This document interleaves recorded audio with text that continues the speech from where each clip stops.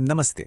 हमारे work place पर जो मशीनें रोज चलती हैं, कभी सोचा है वो जितनी साधारण दिखती हैं उनमें खतरे कितने बड़े हो सकते हैं। आज हम बात करेंगे सेफ्टी के एक ऐसे हीरो की जो अक्सर दिखाई नहीं देता पर सच में जिंदगियां बचाता है। हाँ, हम बात कर रहे हैं मशीन गार्डिंग की। तो चलिए आज इसे जरा गौर से समझते हैं। आगे बढ़ने से पहले बस एक पल के लिए इस सवाल पर रुकते हैं। सोचिए, एक छोटा सा गार्ड अगर वो अपनी जगह पर नहीं है तो उससे कितना बड़ा खतरा पैदा हो सकता है। दांव पर बहुत कुछ लगा है और आज हम यही समझेंगे कि ऐसा क्यों है।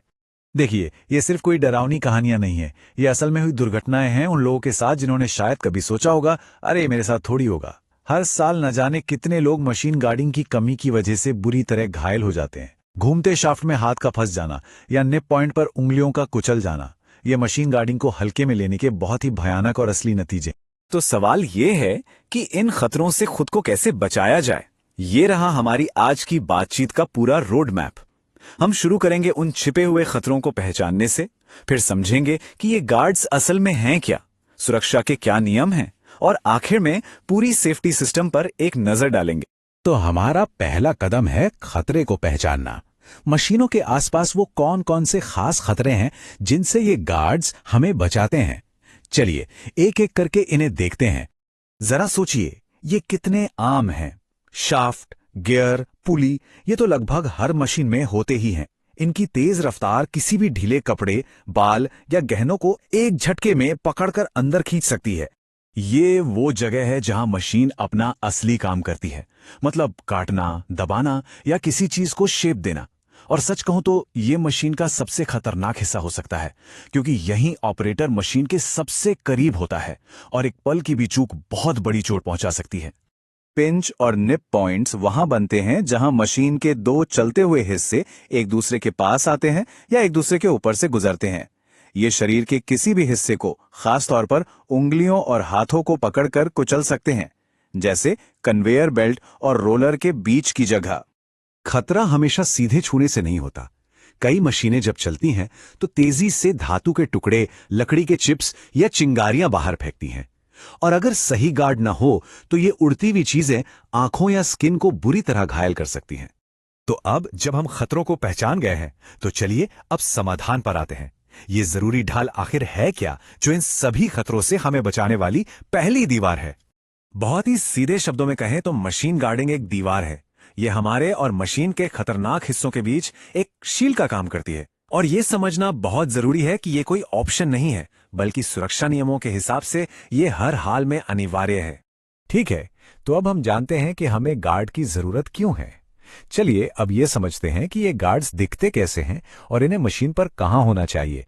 देखिए, सारे गार्ड एक जैसे नहीं होते। फिक्स्ड गार्ड्स वो होते हैं जो परमानेंट लगे होते हैं, जैसे किसी ग्राइंडर पे लगी शील्ड। इंटरलॉक्ड गार्ड्स ऐसे होते हैं कि जैसे ही गार्ड खुलेगा मशीन बंद हो जाएगी, बिल्कुल माइक्रोवेव ओवन के दरवाजे की तरह। और प्रेजेंस सेंसिंग डिवाइस जैसे एडवांस्ड गार्ड किसी के खतरनाक एरिया में आते ही मशीन को रोक देते हैं।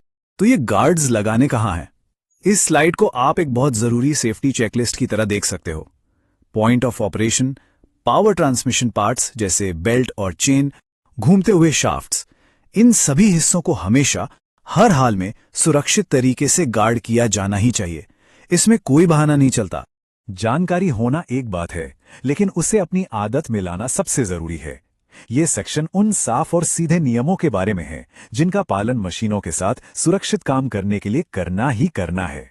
ये स्लाइड नियमों को एकदम साफ कर देती है।